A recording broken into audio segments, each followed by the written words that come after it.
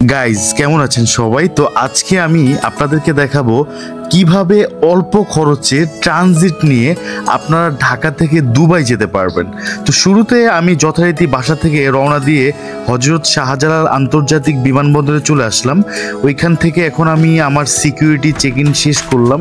শেষ করে এখন আমি আমার বোর্ডিং পাস নিতে বোর্ডিং কাউন্টারে চলে যাচ্ছি। তো তার আগে আমি দেখে নিই আমার ফ্লাইটের টাইম কখন। ইন্টারন্যাশনাল ফ্লাইটের ক্ষেত্রে সবসময় বাসা থেকে 3 ঘন্টা আগে রওনা দিয়ে এয়ারপোর্ট থাকি। এর কারণ হচ্ছে ইন্টারন্যাশনাল ফ্লাইটের ক্ষেত্রে এখানে আমার বোর্ডিং পাস কালেক্ট করাটা হ্যাসেল থাকে, তারপর হচ্ছে ইমিগ্রেশনের একটা হ্যাসেল থাকে, তারপর তো সিকিউরিটি চেক ইন তো আসেই। আর সিকিউরিটি গেটটা হচ্ছে 30 মিনিটস বিফোর ফ্লাইটের ক্ষেত্রে আপনার সিকিউরিটি গেটটা অফ হয়ে যাবে, মানে ক্লোজ করে দেয়। সো এই কারণে আপনারা সবাই ইন্টারন্যাশনাল ফ্লাইটের ক্ষেত্রে অবশ্যই 3 আওয়ার্স আগে আপনারা আসবেন। বেশ লম্বা একটা লাইন পেরিয়ে চলে আসলাম হচ্ছে বোর্ডিং কাউন্টারের সামনে। বোর্ডিং কার্ড নিয়ে সরাসরি চলে আসলাম ইমিগ্রেশনের সামনে। এই যে দেখুন গাইস, কতটা লাইন ইমিগ্রেশনের সামনে। ইমিগ্রেশন শেষ করে চলে আসলাম হচ্ছে বোর্ডিং গেটের সামনে। এখানে আমাদের ফ্লাইট টাইম যখন হবে তখন আমাদেরকে চেক ইন করে দেন হচ্ছে আমাদেরকে ফ্লাইটে উঠাবে। সো আমাদের ফ্লাইট টাইম এখনো 1 ঘন্টা বাকি আছে। বোর্ডিং গেটটা খুলে নেই। সো এখন আমরা বিভিন্ন ডিউটি ফ্রি শপগুলোতে ঘুরে বেড়াবো। আসলে এয়ারপোর্ট আসলে বিভিন্ন ডিউটি ফ্রি শপ ঘুরতে ঘুরতেই টাইমটা চলে যায়। তো আমার মেইনলি হচ্ছে বিভিন্ন ডিউটি ফ্রি শপে অনেক রিজনেবল প্রাইসে অনেক কিছু পাওয়া যায়। সো ওইখানে আমরা কিছুক্ষণ ঘোরাফেরা করি, দেন আমাদের বোর্ডিং গেটের সামনে আমাদের ফ্লাইট ছাড়ার 30 মিনিটস আগে আমরা ওইখানে যাব। গাইস আমাদের ফ্লাইটের টাইম হয়ে গেছে। সো আমরা এখন ফ্লাইটে উঠতেছি। আর আপনারা দেখতে পাচ্ছেন যে কত মানুষ এখন ফ্লাইটে উঠতেছে আর কত মানুষ আমাদের সাথে যাচ্ছে। অ্যাকচুয়ালি মেইনলি এখন আমরা মুম্বাইতে যাব, আর আমরা যাচ্ছি হচ্ছে ইন্ডিগো এয়ারলাইন্সে করে। তো শুরুতে আমরা মুম্বাইতে যাব। মুম্বাইতে যাওয়ার পর একটা ট্রানজিট আছে ওইখানে প্রায় 2 ঘন্টার মতো।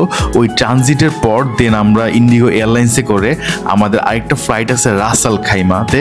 সো আমরা কিন্তু মেইন দুবাই ইন্টারন্যাশনাল এয়ারপোর্টে যাচ্ছি না, আমরা যাচ্ছি আরেকটি শহর ইউএইর রাস আল খাইমা। সো রাস আল খাইমা থেকে একটি শাটেল বাসে করে আপনাকে ফ্রি অফ কস্টে দুবাইতে নিয়ে যাবে। সো এটা একটু প্যারা হলো, বাট বিমানের ফেয়ারটা কিছুটা কমে যায়। সো এই কারণে হচ্ছে আমি এভাবে যাচ্ছি। আর আপনারা যদি ডিরেক্টলি দুবাই ফ্লাই করেন সেক্ষেত্রে আপনার ফ্লাইটে আপ ডাউন কস্ট মিলিয়ে আপনার চলে আসবে 1 লাখ টাকার মতো। সো আমার কস্ট আসছে প্রায় যেতে 30,000 টাকা। সো এটার জন্য আমি চিন্তা করলাম প্রায় আমার 20,000 টাকা সেভ হয়েছে। সো এই কারণে এই কষ্টটা নিয়ে এই যে কোনো সমস্যা নাই।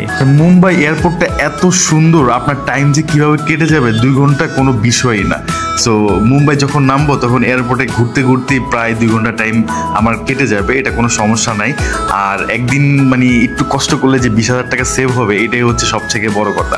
গাইজ বলতে বলতে ফ্লাইট টেক অফের সময় হয়ে গেছে। এখন ফ্লাইট অ্যাটেন্ডেন্স ক্রুরা এখন হচ্ছে ইনস্ট্রাকশন দিচ্ছে কিভাবে ফ্লাইটের ইমার্জেন্সি সিচুয়েশনে আপনারা সেটা হ্যান্ডেল করবেন।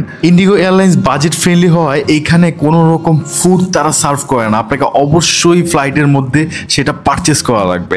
সো এই বিষয়টা মাথায় রেখে আপনারা ফ্লাইটের টিকিট কাটবেন। গাইজ বলতে বলতে চলে আসলাম মুম্বাই ইন্টারন্যাশনাল এয়ারপোর্টে। এখন আমরা এয়ারপোর্টে আরেকটা জায়গায় যাচ্ছি, ওইখানে গিয়ে আমাদের সিকিউরিটি চেক ইনটা হবে। আর এয়ারপোর্টটা বিশাল বড়। দেন সিকিউরিটি চেক ইন শেষ করে আপনাদেরকে এয়ারপোর্টটা দেখাচ্ছি। সিকিউরিটি চেক ইন শেষ করে এয়ারপোর্টের মধ্যে ঢুকে গেলাম। এখন আমার খুবই খিদা লাগছে, এখন কিছু খাবো, একটা রেস্টুরেন্ট খুঁজতেছি। আর এয়ারপোর্টটা এত বড়, আর সামনে মেবি ম্যাকডোনাল্ডস আছে, ম্যাকডোনাল্ডসে গিয়ে কিছু খাওয়া দাওয়া করবো। খাওয়া দাওয়া শেষ করে দেন আমি যাব ডিউটি ফ্রি শপে। ডিউটি ফ্রি শপ থেকে হালকা পাতলা কিছু কেনাকাটা করে দেন আমি আমার বোর্ডিং ব্রিজের ওইখানে যাব। বলতে বলতে অলরেডি আমাদের ফ্লাইটের টাইম হয়ে গেছে। সো কিছুক্ষণের মধ্যে আমরা আমাদের ফ্লাইটে উঠবো। এখন আমাদের বোর্ডিং গেটের সামনে সবাই চলে আসলাম। গাইস আমরা এখন মুম্বাই থেকে সরাসরি চলে যাব রাস আল খাইমাতে। রাস আল খাইমা হচ্ছে আরব আমিরাতের দুবাইয়ের মতো একটা শহর।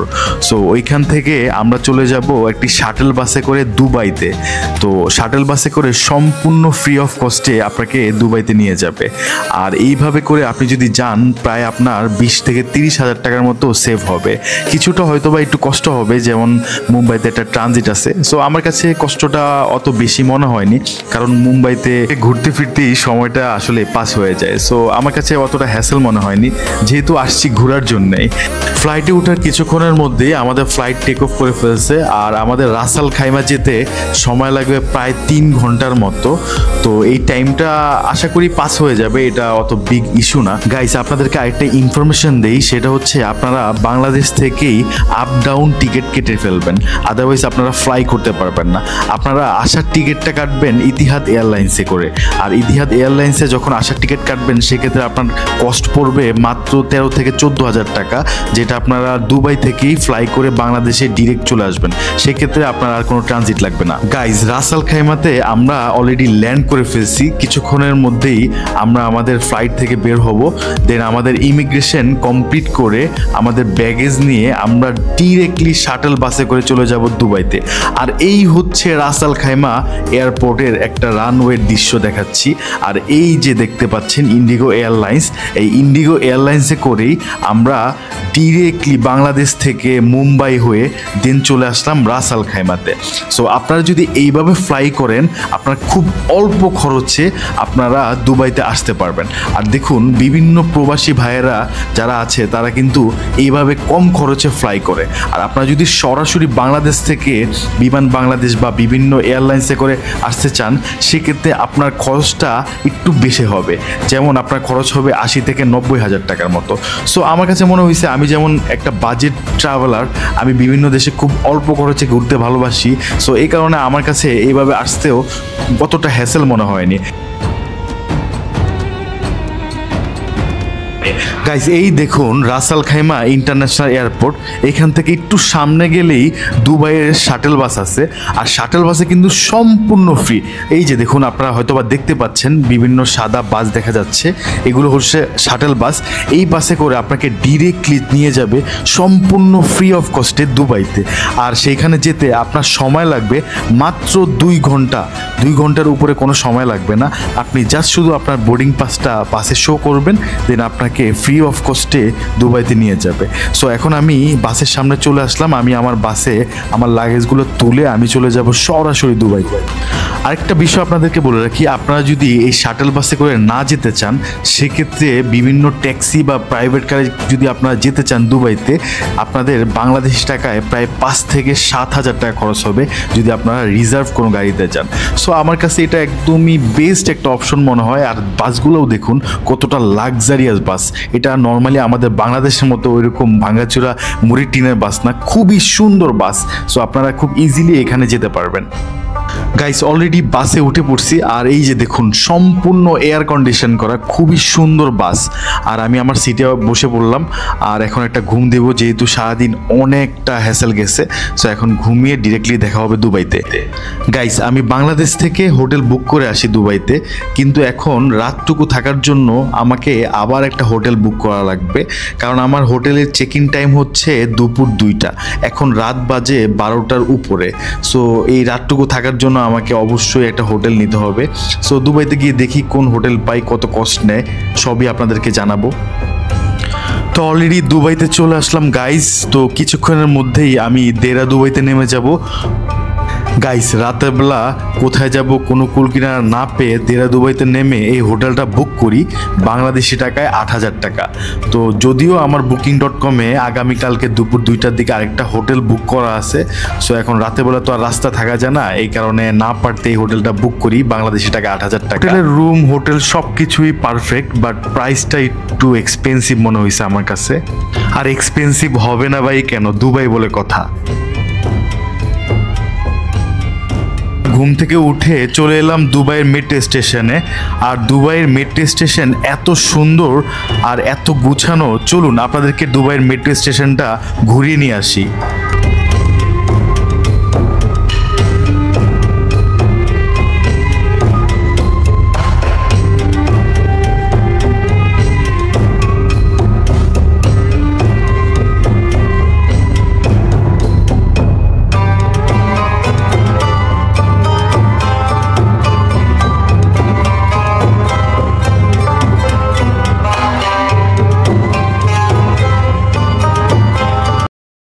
দুবাইয়ের এক জায়গা থেকে অন্য জায়গায় যাওয়ার জন্য মেট্রো রেলের কোনো বিকল্প নাই। আপনি যদি নর্মাল লোকাল ট্যাক্সিতে উঠেন সেক্ষেত্রে আপনাকে অনেক বেশি ভাড়া গুনতে হবে, যেটা আপনি মেট্রো রেলের মাধ্যমে খুব সহজেই অল্প খরচে এক জায়গা থেকে আরেক জায়গায় যেতে পারবেন। সো দুবাই আসলে অবশ্যই আপনাকে মেট্রো রেলের সহযোগিতা নিতেই হবে।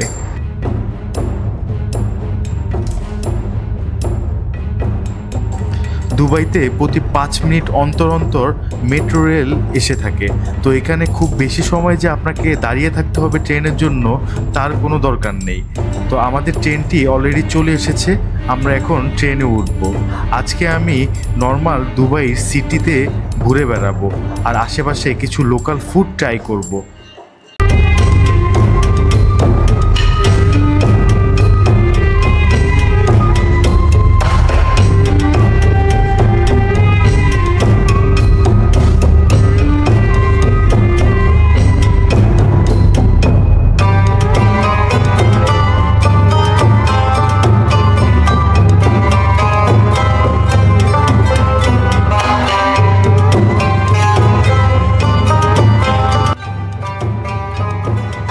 তো গাইস, আজকের ব্লগটি এই পর্যন্ত। আমাদের নেক্সট ব্লগে থাকবে দুবাইয়ের কোথায় কোথায় গেলাম, তাদের কি কি ফুড ট্রাই করলাম সেই সম্বন্ধে বিস্তারিত। আশা করি আমাদের নেক্সট ব্লগটি আপনারা দেখবেন। আর এই ব্লগটি যদি আপনাদের ভালো লেগে থাকে অবশ্যই লাইক, কমেন্ট, শেয়ার করবেন আর চ্যানেলটি সাবস্ক্রাইব বা ফলো করতে ভুলবেন না। আল্লাহ হাফেজ।